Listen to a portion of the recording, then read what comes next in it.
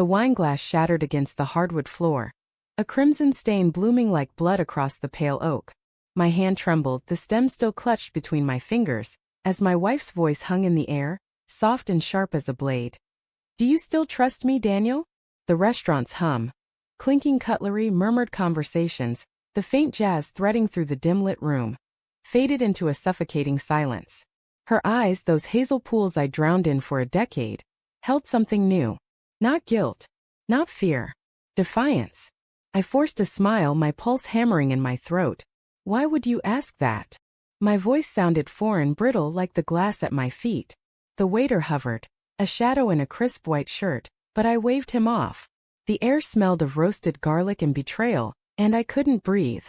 It started 3 months ago, the first crack in our perfect life. Late-night texts she'd angle away from me, her phone screen dimmed to a secretive glow. "Work," she'd say, her lips curling into that half-smile I used to find charming. I'd nod, ignoring the knot in my gut, because love makes you stupid. Love makes you blind. But the signs piled up like unpaid bills. The faint scent of cologne on her scarf, not mine. The way she'd linger at the mirror, adjusting her hair as if someone else's eyes mattered more. The unexplained hours she'd vanish, returning with excuses as flimsy as tissue paper. First, I rationalized it. Claire was ambitious, a lawyer climbing the firm's ladder. Late nights were normal. New cologne? Maybe a client's. The texts? Probably case updates. But doubt is a weed, and it grew, choking out my trust. I'd lie awake, her soft breathing beside me, wondering if the woman I married was still mine. Tonight, at this candlelit table in our favorite Italian place, I'd planned to confront her gently. Test the waters. Ask about her day, her cases, her heart. But her question, "Do you still trust me?" was a match to gasoline. It wasn't just words. It was a confession, daring me to see the truth I'd been dodging. "Daniel," she said, leaning forward, her voice low. "You're quiet. Too quiet." Her fingers brushed mine, but they felt cold, like a stranger's. The candlelight flickered, casting shadows across her face, and for a moment, she looked like someone I didn't know. "I'm fine," I lied, my eyes drifting to the couple at the next table, laughing over tiramisu, oblivious to the unraveling of my world. "Just tired." I wanted to scream, to demand answers, but fear held me back. What if I was wrong?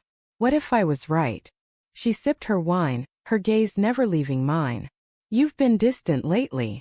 Checking my phone when you think I'm not looking. Asking where I've been." It's suffocating. The accusation stung, but it wasn't wrong. I'd become a detective in my own marriage, piecing together clues I didn't want to find. "Can you blame me?" I said, my voice sharper than intended. "You're gone all the time, Claire. You come home smelling like someone else." Her face didn't change, but her hand froze mid-sip. "Someone else?" she repeated, her tone mocking, but her eyes betrayed a flicker of panic. "You think I'm cheating?" The word landed like a punch. I hadn't said it, not out loud, but there it was, raw and ugly between us. The restaurant's warmth turned stifling, the air thick with rosemary and regret. I leaned in, my voice barely a whisper. "Are you?" She set her glass down, deliberate, controlled. "You're paranoid, Daniel. You always have been." But her fingers twitched, betraying her calm. I knew that tick, the one she got when cornered in an argument. She was lying. Or was she? My mind spun, doubt and anger tangling like wires. "Then why ask if I trust you?" I pressed, my heart pounding so hard I thought it might crack my ribs. "Why now, Claire? What's changed?" She looked away, her gaze settling on the window, where rain streaked the glass like tears. "Nothing's changed," she said, but her voice was too soft, too fragile. I need to know you're still with me." I wanted to believe her. God, I wanted to. But then I saw it. The faint outline of a bracelet under her sleeve, one I'd never seen before. Gold, delicate, with a small charm glinting in the candlelight.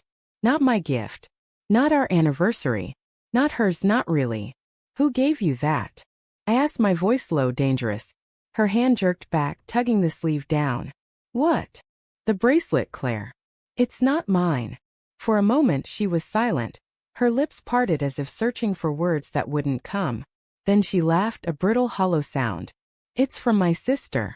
A birthday gift." "You're being ridiculous." But I wasn't.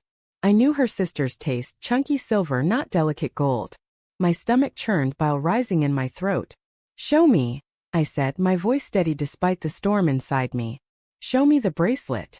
Her eyes widened just a fraction, but enough to confirm it. She didn't move, didn't speak. The silence was deafening, louder than the jazz, louder than my heartbeat. And then, like a dam breaking, she whispered, I didn't want you to find out like this. The world tilted. My chest tightened, and I gripped the table to keep from falling. Find out what? I asked, though I already knew. I'd known for weeks, maybe months, but I'd clung to denial like a life raft. His name is Mark, she said, her voice barely audible. He's a partner at the firm. It's not what you think, Daniel. It's not just. Stop. I cut her off, my voice shaking. Don't you dare justify it. The restaurant spun, the faces blurring into a haze of strangers. I saw us 10 years ago laughing over cheap pizza, promising forever. I saw her last week slipping her phone under her pillow. I saw myself fooling myself into believing we were fine. Daniel, please, she said, reaching for me, but I pulled back, the chair scraping against the floor. I love you. I didn't mean for this to happen. Love. The word felt like a slap. You don't destroy someone you love, I said, standing, my legs unsteady. The waiter appeared, his face a mask of concern, and I thrust my card at him. Check. Now. Claire's eyes glistened, but no tears fell. Don't leave, she whispered. We can fix this. I looked at her, really looked, and saw the stranger she'd become. Or maybe she'd always been this way, and I'd been too blind to see. There's nothing left to fix, I said, my voice breaking. As I walked out, the rain hit my face, cold and relentless, washing away the last of my illusions. I didn't look back. I couldn't. But in my mind I saw that bracelet, glinting like a warning I'd ignored too long. And somewhere in the wreckage of my heart, I heard her question again. Do you still trust me? The answer was no. It always would be.